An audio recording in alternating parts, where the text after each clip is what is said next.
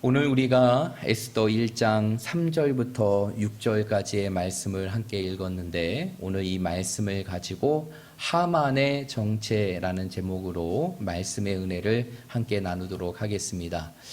여러분, 말씀을 들을 수 있는 준비가 되셨습니까? 네. 오늘은 아주 눈빛이 다릅니다. 아주 눈빛이 반짝반짝하면서 말씀을 사모하는 것들이 이제 제 마음 가운데 느껴지는데, 오늘 여러분의 마음과 같이, 그리고 여러분의 기대와 같이 하나님께서 넘치는 은혜를 이 예배의 자리를 통해 또 말씀을 통해 주실 줄 믿습니다. 오늘도 그 하나님의 말씀의 은혜를 풍성히 누리고 하나님의 음성을 들으시길 바랍니다. 우리가 이 땅에 그리스도인으로 산다는 것은, 그리고 이 세상을 산다는 것은 한마디로 무엇으로 표현할 수 있느냐? 치열한 영적인 전투로 표현할 수 있다는 것입니다. 그런데 이러한 영적인 전투는 혈과 육에 있는 전투가 아니라 바로 어둠의 세력인 누구와의 전투일까요? 사단과의 전투라는 것이. 그런데 이러한 영적인 전투의 삶은 우리가 살아가는 지금 현실의 삶부터만 있는 것이 아니라 이미 이 세상이 창조될 때부터 이러한 영적인 전투의 싸움은 시작됐다는 것이에요. 그래서 우리가 지금 느끼는 이러한 영적인 전투의 싸움은 우리가 사는 이 현재에서만 느끼는 것이 아니라 이미 하나님께서 이 세상을 창조하실 때부터 이러한 치열한 영적인 전투의 싸움이 이루어지고 있었다는 것입니다. 그 시작이 바로 무엇일까요? 바로 아담과 하와의 타락인 것이에요. 이 아담과 하와의 타락 이후에 결국 그 전투는 누구와 누구의 싸움으로 이루어지게 되느냐? 바로 이 땅에 하나님께서 허락하신 모든 여자의 후손과, 그리고 사단을 상징하는 뱀의 후손과의 싸움으로 이루어지게 되고, 그리고 더 나아가 가인과 같이 사단을 쫓는 사람들과 아벨과 같이 하나님을 쫓는 사람들의 영적인 전투로 이루어지게 되고, 이러한 영적인 전투는 궁극적으로 누구와 누구의 싸움으로 이루어지게 되느냐? 사단과 그리스도의 싸움으로 이루어지게 된 것입니다. 그런데 우리가 지금 경험하는 이 영적인 전투의 삶은 끝도 없이 결과도 없이 무한으로 진행되어지는 전투의 삶이 아니라, 이미 우리가 경험하고 있는 이 영적인 전투는 이미 우리에게 무엇이 보장되어 있는 전투이냐? 승리가 보장되어 있는 전투라는 사실입니다. 여러분, 이 사실을 믿으십니까? 우리가 지금 사단과 싸우는 이 영적인 현실의 삶에 누리는 전투의 삶은 우리에게 이미 승리가 보장되어 있는 전투라는 것입니다. 왜 그럴까요? 이미 예수님께서 누구와의 싸움에서 승리하셨기 때문에, 사단과의 싸움에서 승리하셨기 때문에, 이미 우리가 하고 있는 이 전투는 이미 우리에게 승리가 주어져 있는 전투이고, 앞으로 승리하게 될 영적인 전투가 바로 우리가 지금 누리고 있는 영적인 현실의 전투임을 믿으시길 바랍니다. 그렇다면 이러한 영적인 전투의 삶을 살아가는 우리들이 오늘 이 시대 속에서 이러한 영적인 전투에 승리하기 위해서는 우리의 삶 속에 어떠한 모습이 있어야 될까요? 우리가 계속적으로 살펴보고 있는 이 에스더의 말씀을 통해서 우리가 그 해답을 찾아볼 수 있는데요. 우리가 4월 달까지 이제 에스더의 말씀을 우리가 함께 나누었습니다. 그러면서 에스더 1장과 2장의 말씀을 함께 나눴는데, 여러분, 에스더 1장과 2장의 말씀 기억나십니까? 에스더의 말씀은 바로 무엇입니까? 하나님께서 한 시대 속에서 별과 같이 이 땅을 빛나게 하는 여성인 에스더를 통해서 한 민족인, 곧 하나님의 백성인 유다인, 곧 이스라엘 백성들을 구원한 하나님의 놀라운 구원의 손길이 담겨져 있는 말씀이 바로 에스더의 말씀이에요. 그래서 하나님께서 한 시대 속에 별과 같이 사용하였던 그 에스더를 통해서 하나님의 백성들을 구원하시는 하나님의 놀라운 구원의 손길, 그 구원의 스토리가 담겨져 있는 것이 이 에스더의 말씀이라는 것입니다. 그런 가운데에서 우리가 이제 1장과 2장의 말씀을 함께 나누었는데, 이 1장과 2장의 말씀은 어떠한 말씀이었습니까? 1장의 말씀을 통해서 하나님께서는 바로 그 당시 페르시아의 왕후였던 와스디를 폐위하는 사건을 하나님께서 일으키게 하시고, 그리고 에스더 2장에서는 그 거대한 페르시아 제국에 누구를 왕후의 자리에 세우게 하십니까? 에스더를 왕후의 자리에 세우게 하시죠. 그리고 이제 오늘 우리가 3장의 말씀을 함께 읽고 함께 나누게 되었는데요. 이 3장의 말씀은 왜 하나님께서 에스더를 왕후의 자리에 세우게 하셨는가? 왜 하나님께서 에스더를 왕후의 자리에 세우게 하셨는가?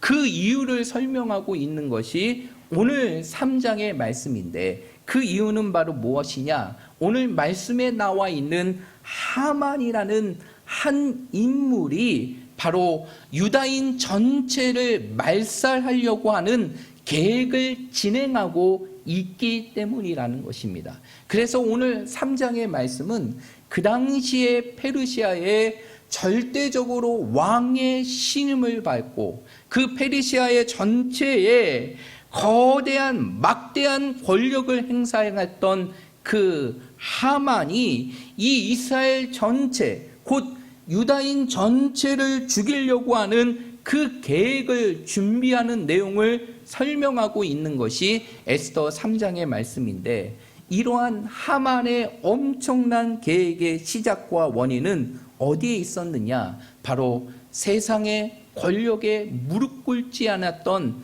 믿음의 정절을 보였던 한 사람으로부터 이루어지게 되었다는 것이에요. 여러분, 오늘 본문의 말씀은 그 사람이 누구라고 나아가고 있습니까? 바로 에스더의 바로 삼촌이자 그리고 모든 유다인들을 대표하고 있는 모르드게라고 설명하고 있다는 것이죠. 그래서 오늘 본문의 말씀에도 나와 있지만 그 당시 하만은요, 페르시아의 모든 신하들에게 거대한 영향력을 펼칠 정도로 막대한 권력을 갖고 있는 사람이 하만이었어요. 실제적으로 왕 다음으로 이 페르시아의 제국의 모든 권력을 갖고 있는 사람, 그 사람이 바로 하만이었다는 것입니다. 그런데 이러한 하만 앞에 모든 사람들이 굴복하고 모든 사람들이 무릎 꿇고 모든 사람들이 절하는 상황 속에서도 유독 한 사람만이 그 하만의 권력 앞에 무릎 꿇지 않았는데, 그가 바로 오늘 말씀에 나와 있는 모르드게라는 인물이죠. 그런 가운데서 하만이 어떻게 하게 됩니까? 자신의 권력 앞에 무릎 꿇지 않아요. 그리고 자신에게 절하지도 않습니다. 그러한 하만에 대해서 무엇을 품게 됩니까? 분노를 품게 돼요. 그리고 그 분노는 어떠한 결과로 나타나게 되느냐? 모르드게 한 사람에게만 복수하는 것이 아니라 그 분노는 어떠한 것으로 나타나게 되느냐? 바로 모르드게가 속해 있는 유다인, 다시 말해서 모든 이스라엘 백성들을 죽이게 하는 결과의 모습으로 나타나게 되죠. 그리고 하만은 어떻게 하게 됩니까? 오늘 우리가 본문의 말씀을 다 읽지 않았지만 우리가 말씀을 읽었던 그 이후의 말씀을 보게 되면, 여기 보십시오. 우리가 읽었던 말씀의 본문의 그 이후의 말씀을 보게 되면 하만이 자신이 갖고 있는 그 막대한 권력과 그리고 물질을 가지고 이제 왕의 마음을 사로잡게 됩니다. 그리고 왕의 도장을 가지고 조소를 베푸게 되는데, 그 조소의 내용이 바로 무엇이냐? 이제 약 11개월 후에, 다시 말해서 유대인의 역으로 12월 13일에 페르시아 땅에 있는 모든 유다인들을 다 죽일 수 있는 조소를 배포하게 된다는 것이죠. 그러한 가운데서 하나님께서 이제 기가 막힌 손길을 통해서 하나님이 왕후의 자리에 세우신 그 에스더를 통하여서 다시 한번 죽음의 위기 상황 속에 있는 그 유다인 전체를 구원하시고 하나님의 백성을 지키시는 하나님의 놀라운 손길을, 놀라운 구원의 손길을 보여주고 있는 것이 에스더의 말씀인데요. 그런데 오늘 우리가 이 에스더 3장의 말씀을 통해서 우리가 주목해야 될 부분들이 있어요. 그것은 바로 무엇이냐? 오늘 말씀에 나와 있는 이 하만의 정체가 무엇인가라는 것입니다.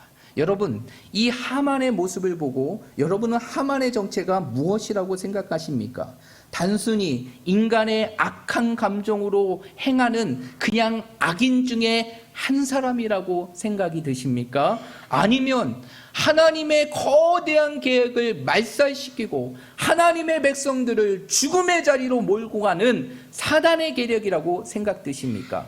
결론부터 말씀드리면 이 하만의 존재는 단순한 악한 사람의 한 모습인만이 아니라 그것을 뛰어넘어 하나님의 백성들을 죽음으로 몰고 가는 바로 사단의 계략, 사단의 술수라는 사실을 우리는 기억해야 한다는 것이에요.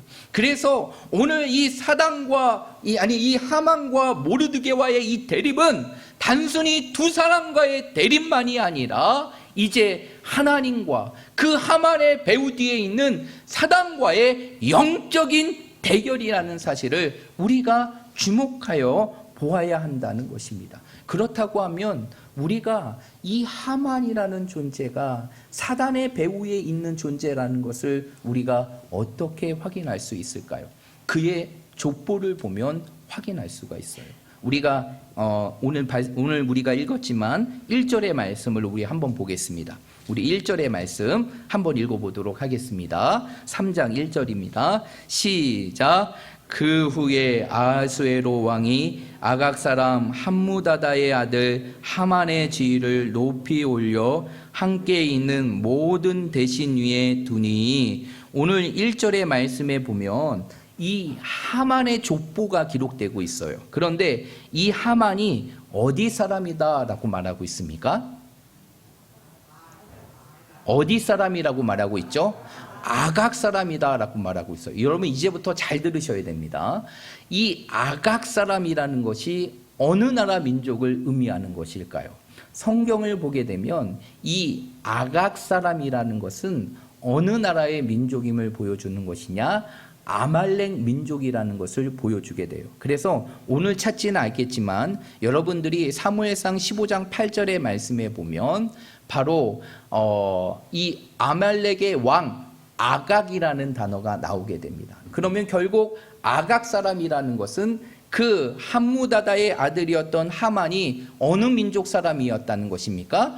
아말렉 민족 사람이었다는 것이에요. 그런데 여러분 우리가 성경을 통해서 이스라엘의 역사를 가만히 살펴보면 이스라엘 백성들이 출애굽한 이후에 가나안의 정복을 이루고 그리고 왕정 시대와 그리고 그 이후에 포로 시대까지 끊임없이 이스라엘 민족과 대립된 민족이 있었어요.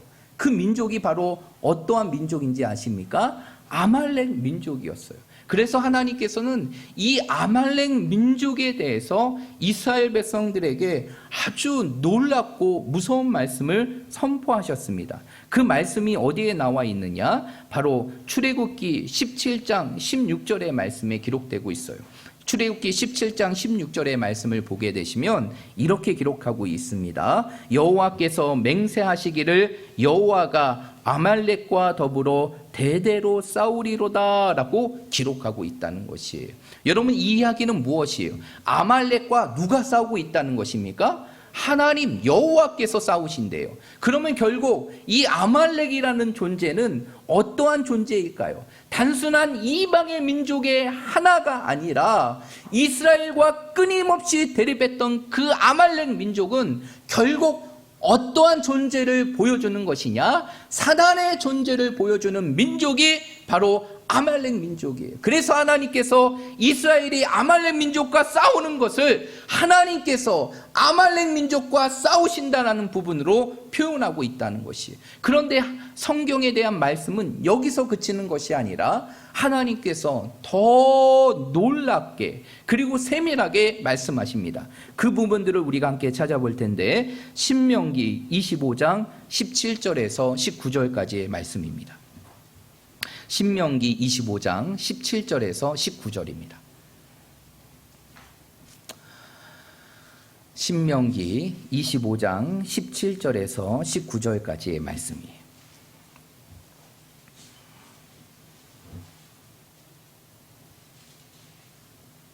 우리가 이 말씀은 꼭 찾아봐야 됩니다. 아말렉이 어떠한 존재인지를 알기 위해서는 이 말씀을 꼭 찾아봐야 되는데 신명기 25장 17절에서 19절의 말씀 우리 한번 읽어보겠습니다. 시작. 너희는 애굽에서 나오는 길에 아말렉이 내게 행한 일을 기억하라. 곧 그들이 너를 길에서 만나 내가 피곤할 때 내 뒤에 떨어진 약한 자들을 쳤고 하나님을 두려워하지 아니하였느니라.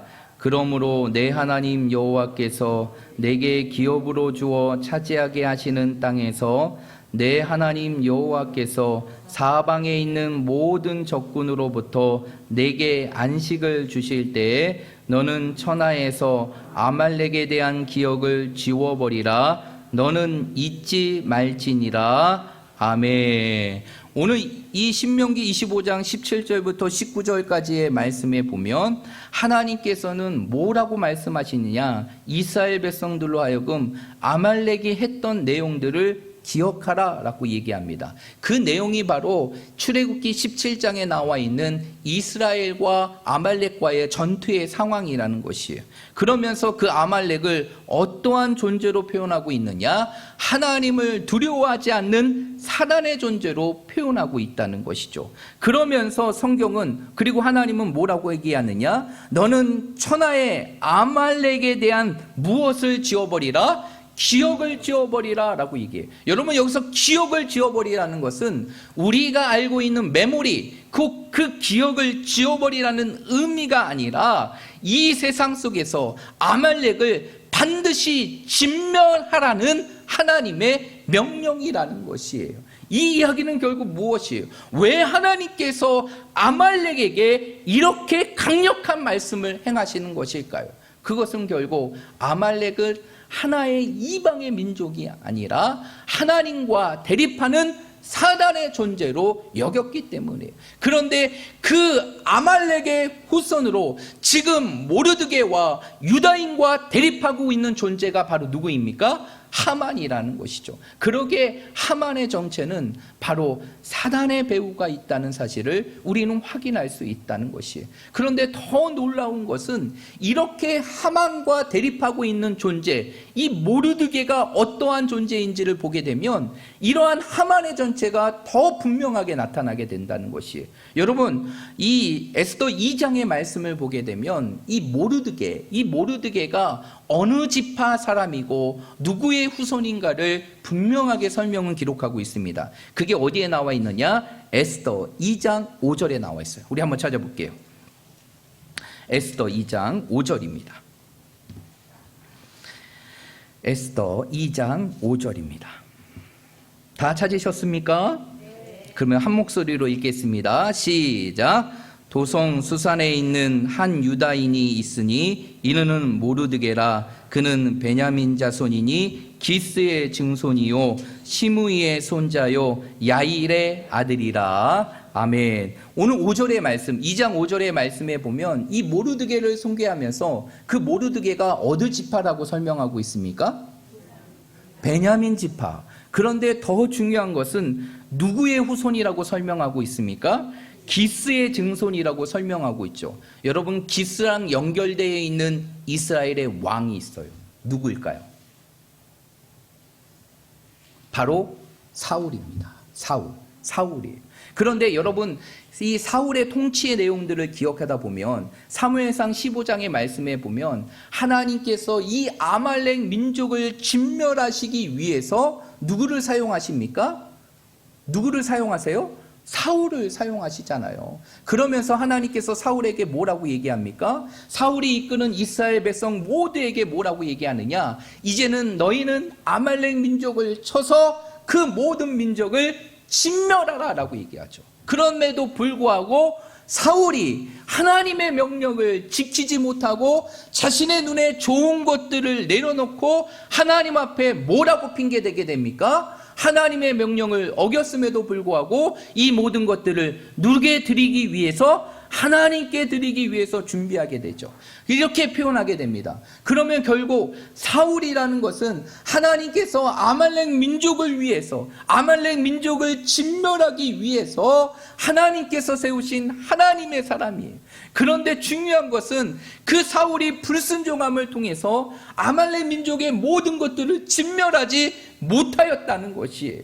그러니까 하나님께서 그러한 사울의 후손인 누구를 세우신 것입니까? 모르드게를 세우신 거죠. 그러면서 그 아말렉의 후손인 누구와 싸움을 하게 하시는 것입니까? 하만과 싸우게 하시는 것이에요. 그러면 결국 오늘 하만과 모르드게의 영적인 대결은 단순한 대립이나 충돌의 의미가 떠나서 하나님과 사단과의 영적인 싸움이라는 사실을 우리는 확인할 수 있는 것이죠. 그래서 오늘 하만이라는 존재는 단순히 인간의 악한 존재만으로 우리가 생각하는 것이 아니라 그 배후에 사단이 있고 사단에 사로잡힌 존재인 것을 기억하고, 하나님께서 이제 모르드게를 통해서 이제 그 하만의 모든 계획을 어떻게 말살시키는가를 이 에스더의 말씀을 통해서 보여주는 것이고, 결국 이것은 하나님과 사단과의 싸움 속에서 누가 승리하게 됨을 보여주는 것입니까?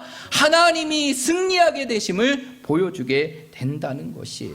그런데 이러한 사단의 공격은 이 에스더 시대에만 있는 것이 아니라 오늘 우리가 살아가는 이 시대 가운데 있고 우리가 살아가는 지금의 현실 속에서도 이러한 사단의 공격은 끊임없이 나타나고 있다는 것이에요. 그래서 사도 바울이 아니고 베드로 사도는 베드로전서 5장 8절의 말씀에 보면 뭐라고 얘기합니까? 사단이 우는 사자와 같이 두루다기며 우리를 삼키려 한다라고 얘기해요. 이 이야기는 뭐예요? 지금도 사단은 하나님의 백성들을 찾아 그들을 삼키기 위하여 두루다니는 존재, 그것이 바로 사단이고, 결국 우리가 살아가는 이 믿음의 형실이 바로 누군가의 영적인 전투라는 것입니까? 사단과의 영적인 전투라는 것을 보여주게 되는 것이죠. 그러면 이러한 사단과의 영적인 전투에서 우리가 승리하며 살아가기 위해서는 어떠한 모습이 있어야 될까요? 오늘 말씀을 통해 우리는 두 가지를 확인할 수 있는데, 첫 번째, 성도는 늘 자신을 살피며 자신의 삶 속에 무엇을 제거할 수 있어야 되느냐?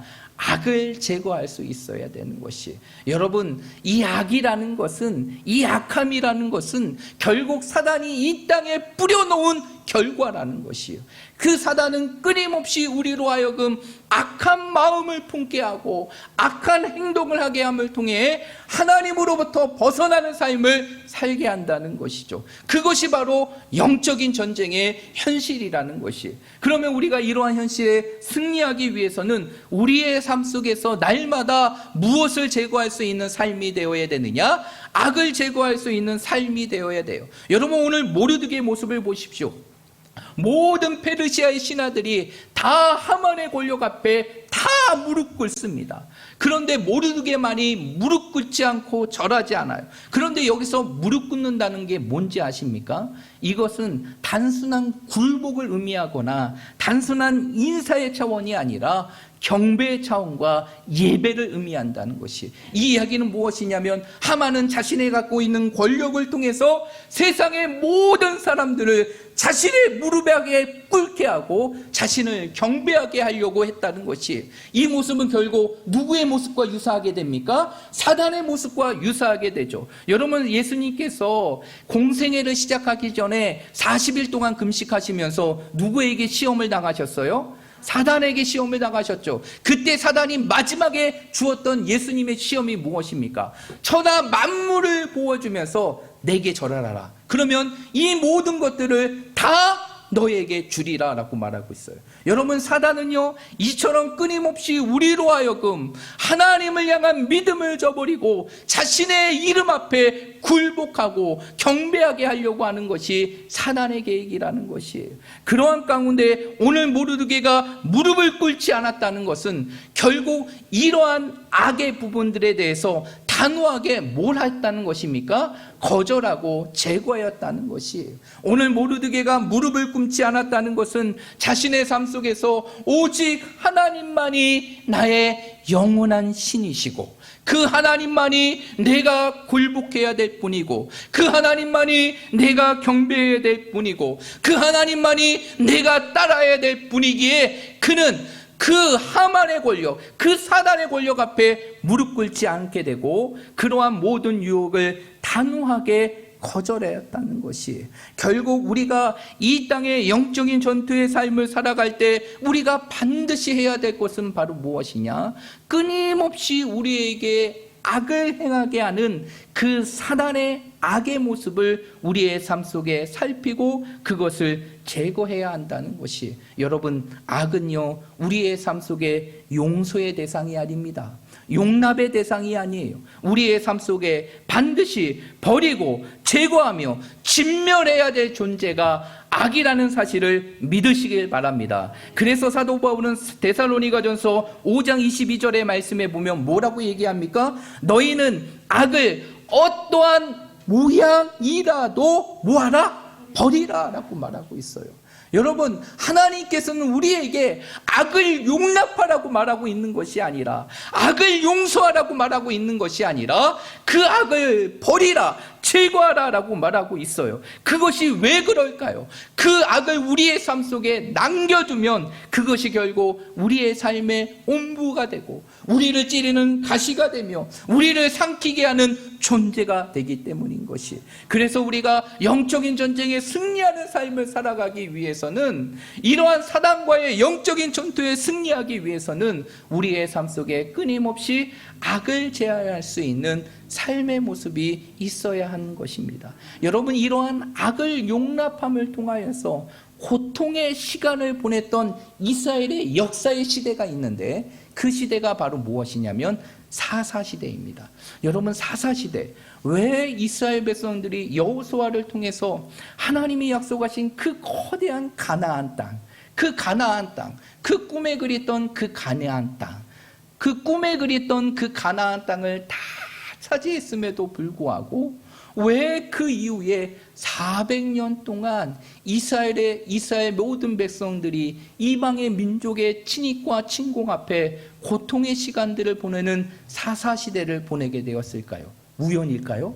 아니었어요. 그것은 무엇이냐? 바로 이스라엘 백성들이 하나님의 명령에 불순종하고 하나님께서 말씀하신 이 악의 부분들을 용납해 버렸기 때문이에요.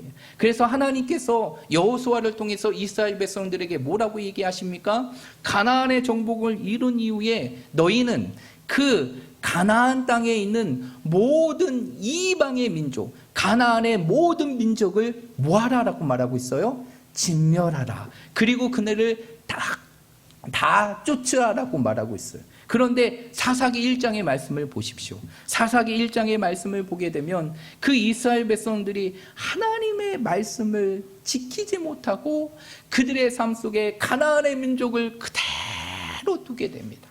그래서 성경의 말씀을 보게 되면 이스라엘 민족이 쫓아내지 아니하고 이스라엘 민족이 쫓아내지 아니하고 이러한 것이 계속적으로 반복이 돼요.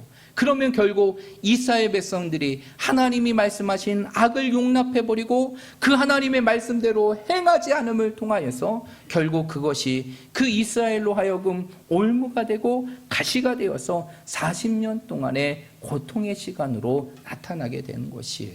여러분, 우리의 삶 속에 악을 내버려 두게 되면, 그리고 그 악을 용납하게 되면 그것은 결국 우리의 인생의 삶을 망치게 되고 우리의 모든 인생의 삶을 파멸로 이끄게 되는 결과가 된다는 사실을 기억하시길 바랍니다. 그래서 우리가 사단과의 영적인 전투에서 날마다 승리하기 위해서는 무엇을 제거해야 되느냐? 악을 제거해야 돼요. 악은 그 모양이라도 버릴 수 있는 믿음의 결단이 우리의 삶 속에 있을 때 그것이 결국 이 세상 속에서 우리가 마주할 수 있는 모든 영적인 전투의 현실에서 승리할 수 있는 것입니다. 그러므로 우리 사랑하는 모든 성도들이 오늘 이 말씀을 기억하며 악에 대해서는 그 누구보다도 단호하여서 우리의 삶 속에 어떠한 악도 우리의 삶을 용납하지 아니하고 늘 우리의 삶 속에 악을 제거함을 통해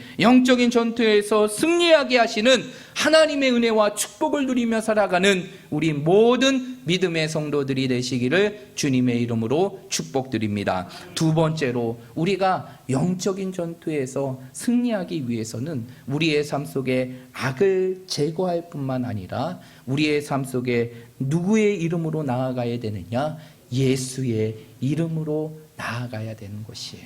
여러분, 우리가 이 땅에서 이 영적인 전쟁에서 우리가 승리할 수 있는 것은 우리의 힘으로 됩니까? 우리의 능력으로 됩니까? 아니에요. 이 모든 것의 승리는 오직 우리의 삶의 주인이신 예수의 이름으로 가능함을 믿으시길 바랍니다. 예수의 이름이 있는 곳에 승리가 나타나는 것이고, 예수의 이름이 있는 곳에 하나님의 능력이 나타나는 것이고, 예수의 이름이 선포되는 곳에 하나님의 권세가 나타나는 것이고, 예수의 이름이 나타나는 곳에 하나님이 주시는 승리가 있다는 사실을 믿으시길 바랍니다. 그래서 성경에 나오는 모든 하나님의 이적과 역사는 다 누구의 이름으로 나타나게 되느냐? 예수의 이름으로 나타나게 돼요.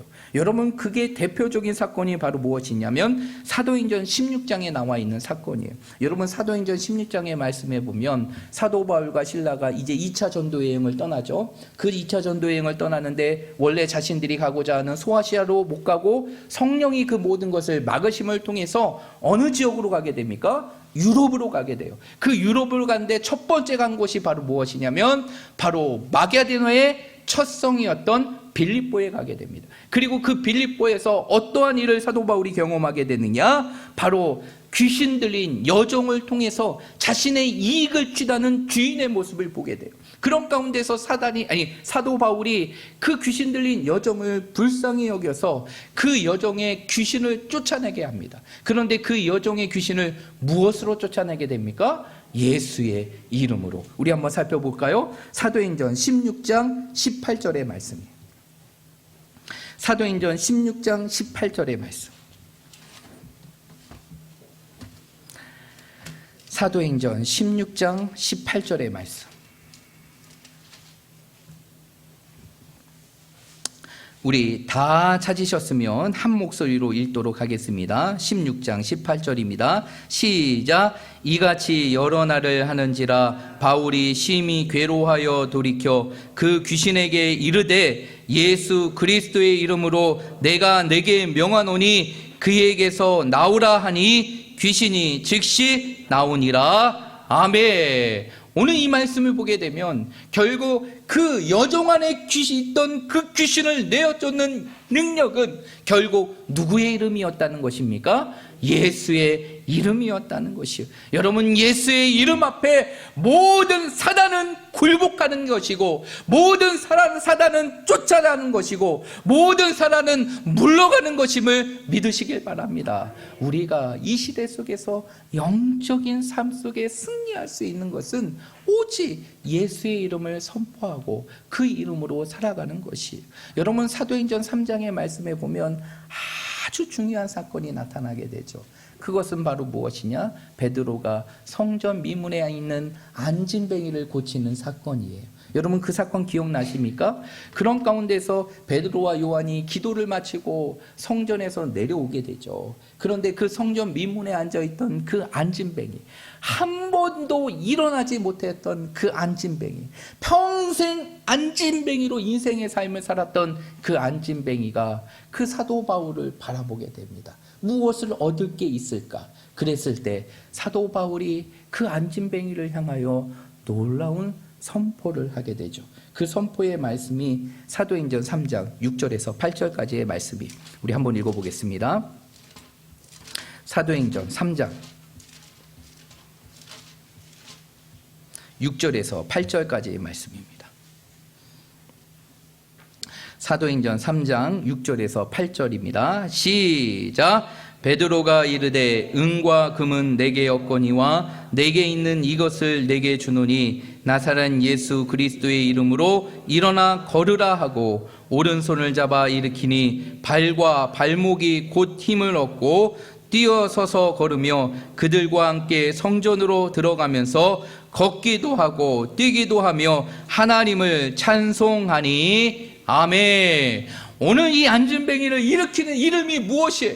이 안진뱅이를 일으킨 것이 무엇입니까? 음이었어요? 금이었습니까? 아니었어요. 누구의 이름이었습니까? 예수의 이름이었어요. 예수의 이름 앞에 평생 안진뱅이로 인생의 삶을 살았던 그 거지가 그 예수의 이름으로 일어나게 되고 다시 걷게 되고 뛰게 되며 그 인생의 삶이 누구를 찬미하는 인생이 되었습니까? 하나님을 찬미하는 인생이 되었다는 것이에요. 여러분, 우리가 이 세상 속에 사단과의 영적인 전쟁에서 승리할 수 있는 이름, 그 이름은 바로 예수의 이름임을 믿으시길 바랍니다. 여러분의 삶 속에 이 이름을 선포하시고 이 이름을 날마다 부르짖으시고 이 이름으로 하나님 앞에 구함을 통하여서 사단과의 영적인 전쟁에서 날마다 승리하며 살아갈 수 있는 우리 모든 성도들이 되시기를 주님의 이름으로 축복합니다. 여러분, 오늘 모르드게 보세요. 왜 모르드게가 하만의 권력 앞에 절하지 않았을까요? 그 하만이 갖고 있는 권력보다, 그가 갖고 있는 힘보다 누구의 이름이 더 크기 때문에? 예수의 이름이 더 크기 때문에, 예수의 이름이 더 놀랍기 때문에 그는 하만의 권력 앞에 무릎 꿇지 않았다는 것이, 그것이 결국 모르드게로 하여금 하나님께서 그 사단과의 영적인 전쟁에서 승리하게 하신 것이. 여러분, 요한복음 15장 7절의 말씀에 보면 예수님은 이렇게 말씀하십니다. 너희는 내 안에 거하고 내 말이 너희 안에 거하면 무엇이든지 원하는 대로 구하라. 그리하면 이루어지리라 라고 말했어요. 여러분, 우리의 삶이 주님 안에 거하고 주님의 이름으로 날마다 무엇이든지 구하는 것은 하나님이 주신다는 사실을 믿으시길 바랍니다. 하나님이 이루어 주신다는 사실을 믿으시길 바랍니다. 하나님이 승리하게 하심을 믿으시길 바랍니다. 우리의 인생의 삶 속에 승리의 동력, 승리의 능력, 그것은 바로 오직 예수의 이름임을 여러분의 삶 속에 기억하시고 날마다 우리의 삶 속에 찾아오는 모든 사단의 유혹과 영적인 전쟁에서 이 예수의 이름을 선포함을 통하여서 날마다 승리하고 또 승전가를 부르며 이 세상을 살아갈 수 있는 믿음의 성도들, 하나님의 백성들이 되시기를 주님의 이름으로 축복드립니다.